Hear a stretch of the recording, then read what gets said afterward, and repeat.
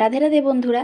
তো এখন আমার স্নান হয়ে গেছে আর গোপালকেও উঠিয়ে দিয়েছি ঘুম থেকে। ওদের যে বাল্যভোগটা হয় দিয়ে দিয়েছি।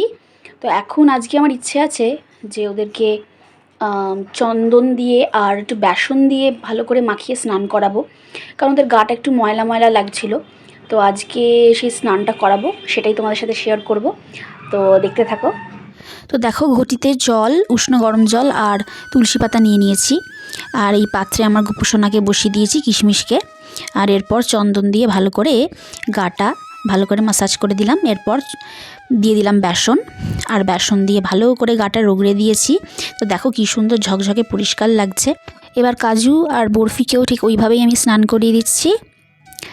প্রথমে চন্দন, তো তারপরে বেসন দিয়ে।